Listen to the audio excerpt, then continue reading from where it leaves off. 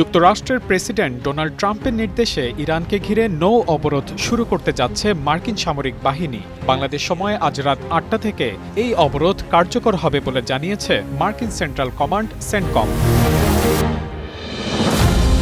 এক বিবৃতিতে সেন্টকম জানায়, প্রেসিডেন্টের ঘোষণার আলোকে ১৩ এপ্রিল সকাল ১০টা, যা বাংলাদেশ সময় রাত ৮টা থেকে ইরানের বন্দরগুলোতে প্রবেশ ও সেখান থেকে বের হওয়া সব ধরনের সামুদ্রিক চলাচলের ওপর এই অবরোধ কার্যকর করা হবে। বিবৃতিতে আরও বলা হয়, অবরোধটি সব দেশের জাহাজের ক্ষেত্রেই সমানভাবে প্রযোজ্য হবে। এর আওতায় আরব উপসাগর ও ওমান উপসাগরে অবস্থিত ইরানের সব বন্দর এবং উপকূলীয় এলাকায় যাতায়াতকারী জাহাজ অন্তর্ভুক্ত থাকবে।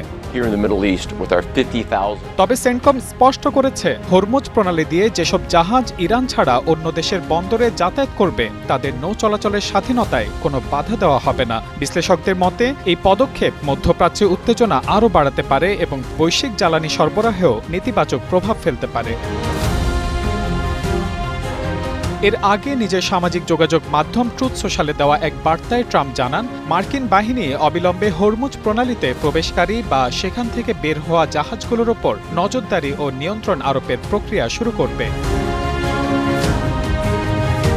ট্রাম্প আরও উল্লেখ করেন, একসময় এমন পরিস্থিতি তৈরি হবে যখন সব জাহাজ অবাধে চলাচল করতে পারবে, তবে ইরানের অনমনীয় অবস্থানের কারণে এখনই তা সম্ভব হচ্ছে না। তিনি জানান, আন্তর্জাতিক জলসীমায় যেসব জাহাজ ইরানকে টোল বা মাশুল দিয়েছে সেগুলো চিহ্নিত করে ব্যবস্থা নিতে মার্কিন নৌবাহিনীকে নির্দেশ দেওয়া হয়েছে।